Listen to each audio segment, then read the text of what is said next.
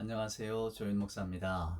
오늘은 사도행전의 마지막 부분을 한 번 더 이야기하려고 합니다. 우리가 지난 시간에 사도행전을 다 마쳤는데요. 오늘은 마치 그 에필로그처럼 사도행전이 다 끝나고 나서 못다한 이야기.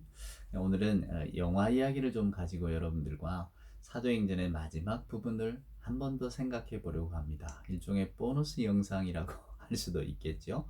여러분 사도행전 28장 맨 마지막 구절에 보면 바울이 온 이태를 자기 셋집에 머물면서 자기에게 오는 사람을 다 영접하고 하나님의 나라를 전파하며 주 예수 그리스도에 관한 모든 것을 담대하게 거침없이 가르치더라. 거침없이 가르치더라. 이 대목을 가지고 여러분과 한번 한 번 더 사도행전의 마지막 부분을 정리를 해 보려고 합니다. 제가 영화 이야기를 한다고 했죠. 여러분 혹시 바울이라고 하는 영화를 보셨습니까? 바울, 어포스틀 오브 크리스트. 그리스도의 사도 바울. 저는 아마 제가 본 기독교 영화 가운데는 가장 인상 깊었던 영화가 아닌가 생각이 되는데, 여러분 한번 어떤 경로로든 꼭 찾아서 한번 보시기를 바랍니다. 정말 의미 깊은 영화입니다.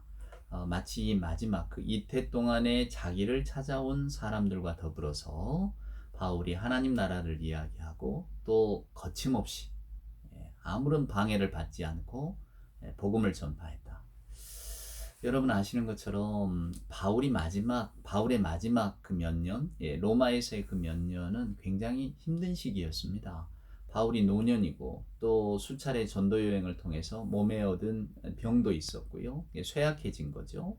그리고는 이제는 죽을 날을 기다립니다. 아마 바울은 거기에서 죽음을 확신했던 것 같아요. 나는 이 로마에서 죽을 것이다.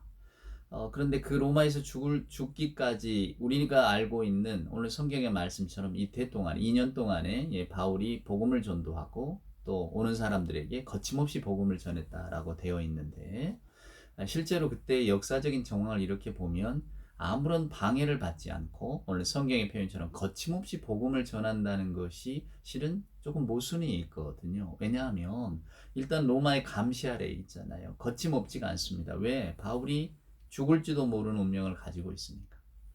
그러니까 바울이라고 하는 영화는 그 바울의 마지막 그 순간들을 저와 여러분에게 들려줘요. 영화가 감동적이었다는 것은 정말로 그랬을 것 같다는 생각이 들었기 때문입니다. 영화의 배경은 AD 67년 네로 황제 때 로마에 큰 화재가 일어나잖아요. 여러 가지 화재에 대한 그 역사적인 견해가 다릅니다만은 하여간 영화는 분명히 네로의 실정으로 인해서 불이 난 거예요. 근데 그것을 네로가 기독교인들에게 뒤집어 씌운 겁니다. 이 백성들의 마음을 달래야 되니까 누군가 미워할 대상을 만들어야죠. 크리스찬이라고 하는 사람들이 우리 로마를 소유하고 있다. 그렇게 해서 방화 사건도 일으키고, 그래서 우리는 저 크리스찬들을 색출하고 잡아 죽여야 된다. 이제 이런 논지가 흘러갑니다. 그래서 영화를 보면요, 밤에 이제 마치 가로등처럼 불이 환하게 밝혀지는데, 실은 그게 횃불을 태우는 게 아니라 기독교인을 태우는 겁니다. 멀리서 이렇게 보여주지만은 사람을 불에 태우면서 그 도시를 밝히는 거예요. 그러니까 얼마나 그 네로 황제 때 박해가 심했는가를 보여주죠. 그래서 영화는 우리가 사도행전의 저자잖아요. 누가라고 하는 사람이 바울을 찾아오는 장면으로 시작됩니다. 바울은 이제 그 로마의 가택연금이 되어 있고, 거기는 이제 감옥으로 나옵니다만은 감옥에 갇혀 있고, 이제 누가가 바울을 찾아와서 바울의 이야기를 듣는 과정을 영화에선 보여주어요. 그래서 이제 누가라고 하는 사람이 주인공인데, 실제로는 뭐 바울의 이야기입니다만 누가라고 하는 사람이 이야기를 끌고 가는 화자입니다. 근데 이제 그 바울이 감옥에 있으니까 바울을 만나려면 뭐랄까 이렇게 뒷돈을 주고 바울을 만나러 가야 됩니다. 근데 마침 그 감옥을 책임지고 있던 사람 모리셔스라고 하는 로마의 천인대장인데, 천부장이죠. 1000명을 거느리는 대장인데, 이 사람은 좀 날개가 꺾인 사람이에요. 진급이 잘 안 된 사람입니다. 근데 이 사람에게는 병든 딸이 있어요. 부인은 남편을 원망합니다. 당신 때문에 내 딸이 저렇게 중병이 들었다고. 이 모리셔스라고 하는 이 군인이 영화에도 참 정말 군인처럼 그려지는데, 근데 자기가 어차피 진급은 안 됐고 또 아이는 병들어 있고 자기는 지금 감옥지기 같은 일종의 교도소장이잖아요. 한직이란 말이에요. 자기 처지도 그렇게 썩 좋지가 않지만 일단은 병든 딸을 고쳐야 되니까. 그런데 이 바울을 만나러 오는 누가라고 하는 이가 의사라고 하는 이야기를 듣고 이제 그 딸을 고치기를 원합니다. 이제 그러면서 이제 모리셔스라고 하는 사람이 변화되어져 가는 과정을 보여주기도 하는데요. 그러니까 크게 그림을 보면 누가, 바울, 또 모리셔스라고 하는 이 로마 그 장군 이야기입니다. 근데 제가 놀랬던 것은 이제 이 모리셔스라고 하는 이의 딸을 누가가 고치러 들어가는데요. 기도로 고치질 않아요. 그러니까 누가는 내가 전에 어느 섬에서 이 병을 내가 고친 적이 있다고 하면서 고쳐줍니다. 그러니까 영화는 말이죠. 분명히 그리스도에 관한 이야기를 하고 있지만 바울이 뭔가 기적을 일으키는 사람으로 만들지를 않는다는 거예요.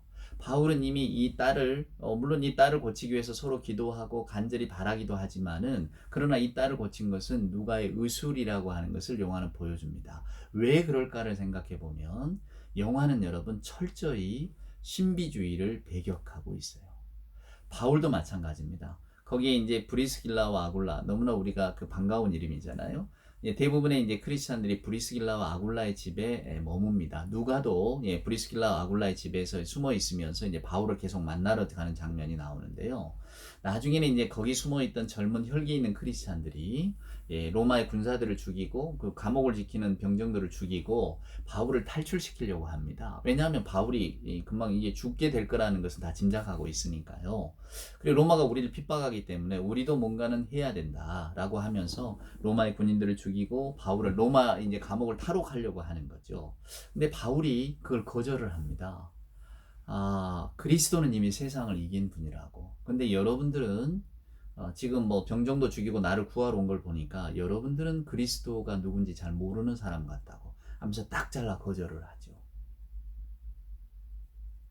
굉장히 충격으로 다가오는 장면이었어요.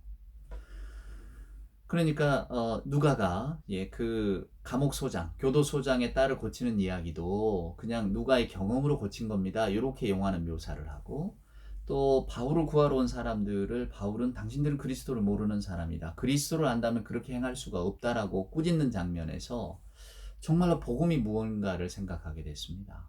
나중에 여러분 바닷가에서 바울과 그 모리셔스가 이렇게 이야기를 나누는 장면이 나오는데요. 그게 아마 그 영화의 백미인 것 같습니다. 여러분도 그 영화를 보시면 분명히 거기에서 저와 같은 어떤 느낌을 받으실 수가 있을 거예요. 바울이 이렇게 바닷물을 손으로 이렇게 움켜쥡니다. 바닷물이 빠져나가죠. 그러면서 바울이 그 교도소장에게 이야기합니다. 사람들은 전부 다 이 바닷물을 움켜쥐려고 한다고. 근데 이것은 결국 빠져나가지 않느냐고. 이것은 우리들의 생명이라고. 우리는 결국은 죽게 되어 있다고. 뭘 손에 쥐려고 하든지 간에 이것은 다 빠져나가기 마련이라고. 그러나 우리 예수 믿는 사람들은 그 빠져나가는 물이 모이는 바다를 보는 사람이라고. 우리는 저 바다를 향해 가고 있다고 이야기합니다. 그러니까 비록 교도소장은 실패했지만 자기가 다시 명예를 회복하고 더 높은 자리로 가고자 하는 욕망이 있잖아요. 가정도 잘 건사하고 또 교도소장의 임무를 잘 맞춰서 언젠가는 내가 또 로마 황제 총애를 받겠지라고 하는 기대를 갖고 있단 말이에요. 근데 사도 바울은 그에게 당신이 지금 바라고 있고 원하고 있는 것 모두가 다 이게 빠져나가는 물과 같은 거라고. 결국 이것은 다 사라질 것이라고. 하지만 그 당신의 소나기를 빠져나간 물이 모이는 곳이 어디냐? 저 광활한 바다다. 저 바다가 향하고 있는 곳이 어디냐? 바로 우리가 바라보고 있는 곳이 그곳이다. 그것이 바로 예수 그리스도다. 이렇게 말합니다. 이 사도 바울은 어마어마한 큰 것을 본 사람이죠. 영화에 보면 바울이 계속해서 꿈을 반복해서 꿉니다. 근데 그 꿈이 뭐냐면 자기가 전에 핍박해서 죽인 사람들에 대한 꿈을 꾸는 거예요. 바울이 아나니아를 만났을 때 나는 죽어 마땅한 사람이라고 이야기합니다. 내 손에 너무 많은 피를 묻혔다고 하는 거죠. 근데 예수를 만나고 나서 그가 달라졌잖아요. 그래서 그 달라진 경험을 가지고 바울은 그 천인대장에게도 똑같은 이야기를 합니다. 당신이 내 말을 어떻게 받아들일지 모르지만 물론 그 모리셔스라고 하는 그 교도소장은 전에는 하나님 말고 이방신을 수없이 섬겼던 사람이에요. 그런데 바울은 그에게 오늘 그런 이야기를 합니다. 하나님은 당신을 알고 있다고. 그리고 하나님은 당신을 온전히 사랑하고 있다고. 언젠가는 당신도 이것을 알게 될 것이라고 분명하게 이야기합니다.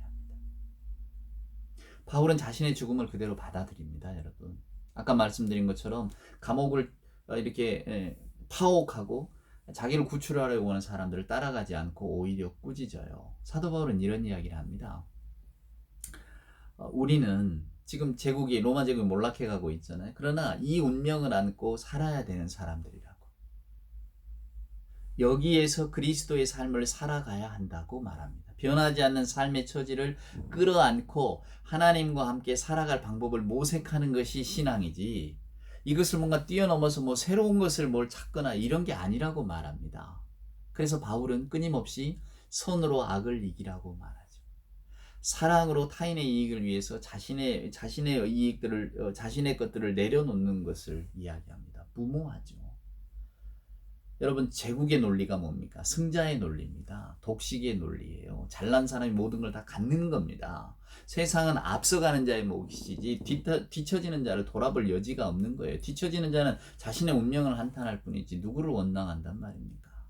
앞서 나가고 승리하고 쟁취하는 제국의 정신에 반대해서 바울은 그럼에도 불구하고 우리는 그것을 사랑으로 맞이해야 된다고, 견뎌야 된다고, 그리스도가 우리에게 그것을 보여줬다라고 말하는 거예요.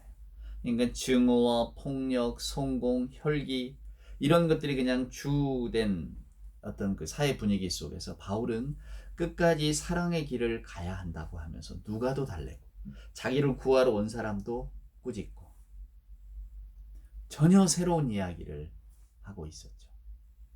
오늘 누가는 그래서 사도행전에 거침없이 전했다. 아무런 방해를 받지 않고 하나님의 나라를 전파했다. 왜 방해가 없어요?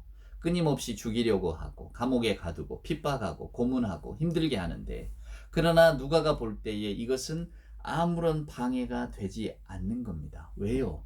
바울은 이미 전혀 새로운 자리에 서 있는 사람이에요. 우리가 바라보는 세상과는 다른 세상을 바라보고 있는 사람입니다. 그럼에도 불구하고 우리는 살아가야 한다고. 어떻게? 각각 우리가 부르심을 받은 그 처지에서 그대로 있으면서 하나님과 함께 살아가야 한다고.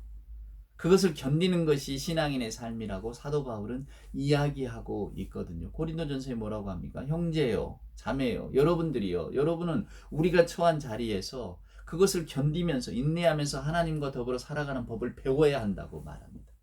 예수를 믿으면 모든 것이 바뀐다고 말하진 않아요. 갑자기 전능한 힘이 내려와서 우리가 뭔가 새로운 힘을 얻게 될 거라고, 내가 지금 겪고 있는 이 어두움이 한순간에 다 물러날 거라고 말하질 않아요. 오히려 그 엄혹한 시대를 우리가 어떻게 견디느냐, 그 암울하고 어둑어둑한 시대를 우리가 하나님과 더불어 어떻게 견디어 나가느냐라고 하는 것을 바울은 그것이 신앙이라고 가르쳐주고 있는 거예요. 그래서 바울이, 물론 영화의 마지막도 그렇습니다만은, 바울이 그 누가에게 들려주는 이야기가 뭡니까?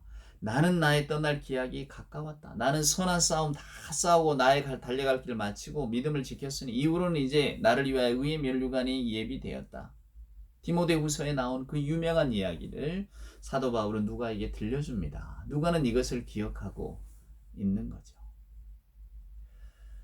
저는 그 사도행전 마지막을 하면서 사도행전은 28장으로 끝나는 게 아니라 다 액트 29 해서 사도행전 29장이 있다고. 그 29장은 우리들이 써내려가야 된다고. 오늘 본문에 있는 바울의 죽음을 누가가 굳이 말하지 않는 것은 바울이 중요한 것이 아니라 복음이 중요한 것이라고. 바울은 어쩌면 그 복음을 전한 도구였을 뿐이라고. 그래서 우리가 바울에 집중할 게 아니라 복음에 집중해야 된다고 이런 말씀을 드렸습니다. 오늘날 우리는 무엇에 집중하고 있을까요? 복음을 이야기하고 우리가 교회 생활을 합니다마는 전부 우리들의 신앙을 돌아볼 때에 우리들의 뿌리는 어디에 있을까를 생각해 봅니다. 분명히 사도 바울은 복음은 견디는 거야. 그리스도의 사랑으로 제국의 시대를 맞서서 싸우는 거야. 무모한 거죠. 그렇지만 우리는 그렇게 하면 도태될 것 같으니까 오히려 복음을 다른 식으로 이야기합니다. 우리는 감당할 수 없어도 전능하신 하나님께서 우리와 함께 하신다면 믿는 자에게 능치 못할 일이 뭐가 있겠는가. 으쌰으쌰 하자는 거예요. 성공하자는 겁니다. 예수 믿는 분들 하나님께서 성공케 하셔서 세상을 앞서가게 하신다고. 세상을 이끌게 하신다고. 그래서 세상을 변화시켜 가게 한다고. 여러분, 세상이 변화되면 그리스도가 오시지 않아요. 세상은 여전히 세상의 길을 가기 때문에 오늘 우리가 뭐 성탄절도 기다리고 또 성탄절도 맞고 늘 다시 오실 주님을 기다린다고 예수 믿는 분들은 종말론적 신앙을 고백하잖아요. 이 종말을 기다린다고 하는 것은 분명히 주님이 다시 오실 종말의 때가 온다는 겁니다. 그 종말의 때라고 하는 것은 인간이 무언가를 변화된 세계 하나님의 나라를 만들어가는 것이 아니라 그리스도가 옴으로써 하나님의 나라가 완성이 된다는 겁니다. 그럼 그 말은 뭡니까? 우리는 하나님의 나라를 완성할 수 있는 힘이 없다는 거예요. 그럼 우리가 어떻게 해야 됩니까? 완성할 수 없는 하나님의 나라, 그 복음을 붙들고 어떻게 살아야 됩니까? 맞습니다. 견디면서 사는 겁니다. 하나님과 함께 견디는 겁니다. 우리는 뭐 새로운 예언자가 아닙니다. 새로운 삶을 만들어가는 사람들이 아니에요.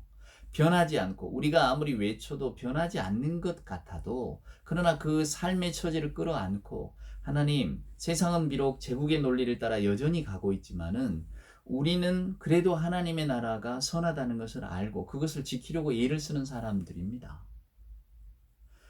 우리를 핍박하기 때문에 우리도 역시 감옥을 깨트리고 나갑시다. 새로운 삶을 모색합시다. 라고 하는 젊은 사람들에게 바울은 너희는 그리스도를 잘 모르고 있다고 분명한 말로 꾸짖습니다.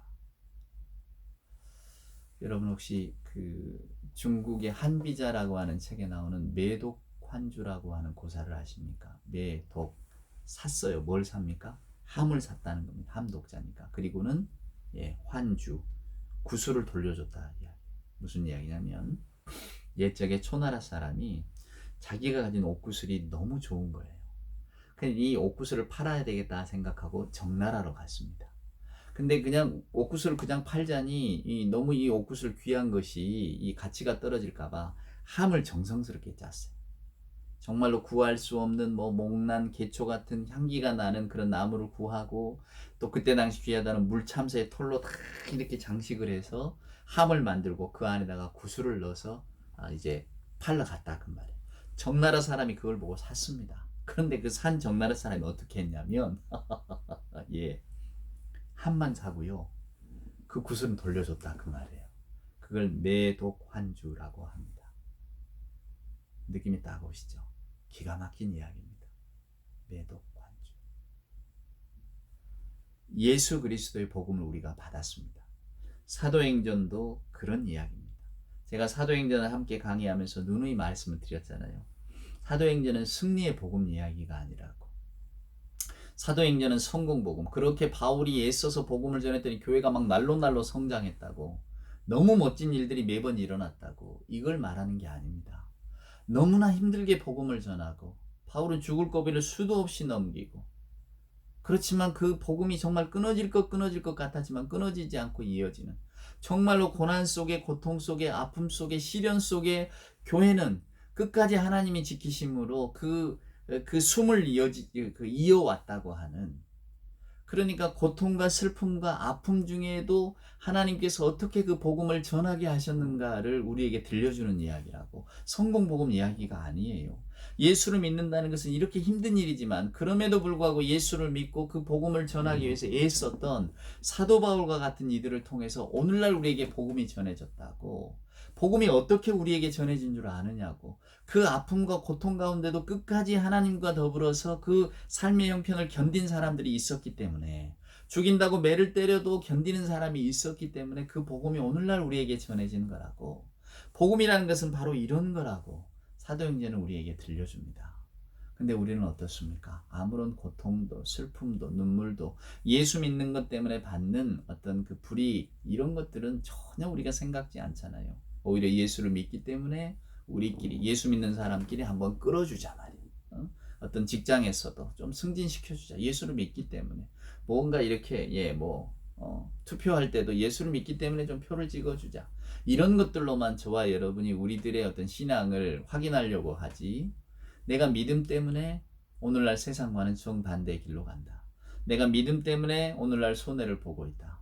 이런 이야기들은 썩 달갑게 오지를 않잖아요. 그러니까 분명히 예수 그리스도라고 하는 복음을 우리가 오늘 이 사도행전을 읽으면서 이런 과정을 겪어서 복음이 우리에게까지 왔구나라고 하는 복음을 받아들였는데, 우리는 정나라 사람들처럼 구슬은 다시 돌려줘 버린단 말이에요.